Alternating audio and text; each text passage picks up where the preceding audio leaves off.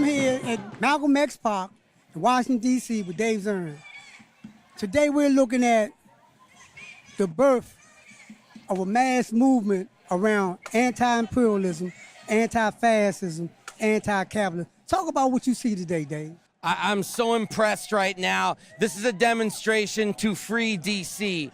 And what we're seeing out here is that it unites people, of course, all sorts of ways.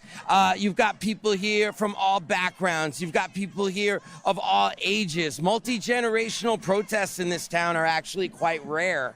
And to see all of this is incredible. Also incredible union delegations, which I have not seen yet at these demonstrations. That's a big deal. Also a big deal. There are massive buses of here from Baltimore.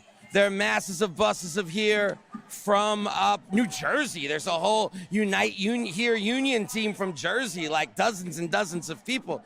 And what this says to me is that people are not looking at DC as a DC issue. That's right. Or one they are just offering solidarity with us. Right. People are seeing we could be next. And DC will either be the first or the last city under Trump's military occupation. And we play a role in that by defending DC. So it's amazing. I mean, this is huge. Right. And look, We've been going to demos of like dozens of people, 50 people, 100 people to free DC. And this is just over the top amazing. And can I just say one last thing? Come on. It is a tribute to the people of Washington, D.C. and the resistance that they have already built, because that's the pole of attraction that's brought so many people here today. If there was no resistance, if the vibe from D.C. was nobody cares that we're now being militarized, or we support that we are being militarized, no one would come here to support us.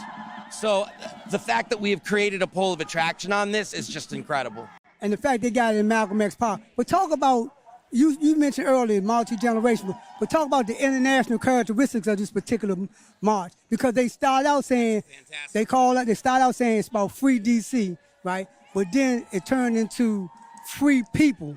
Now it's turned to like us, like more or less getting around the issues of Palestine, getting around the issues of the immigration law, getting around the issue of what he getting ready to do in Venezuela. Talk about the international characteristics of this movement. Well, the international aspect of this demonstration and the international aspect of this moment are very real, because what is happening overseas is boomeranging onto us back home. Authoritarianism, soldiers, children dying without repercussion, no investigations of things decades ago there would have been congressional oversight and demonstrations of. Look, I'm not naive about how things used to be. I know there's always been so much rotten in this system, but people have to recognize that it's been turned up 15 to 20 notches under Trump. We're talking about the militarization of our cities, and it's international for a couple of reasons. Let's start with Latin America. This is a crowd of people who understands that people are fleeing to come to this country.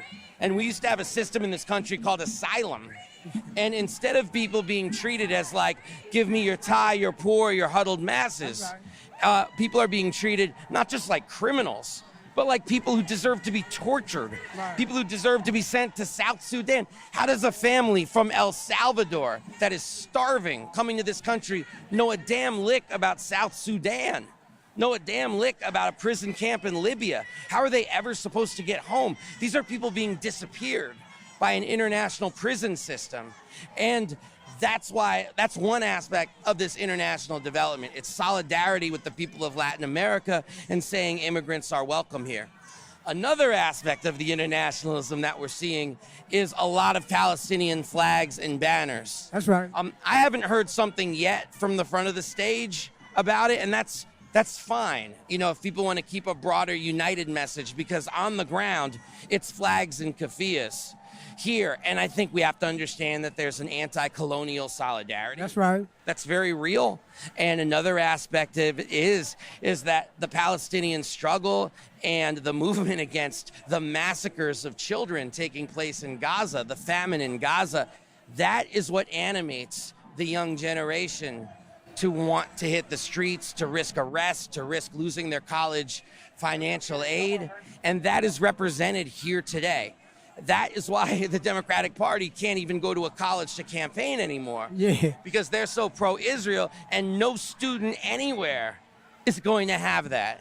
Even down south, even in the old Jim Crow, I mean, even at the state schools, people are protesting and they can't have that.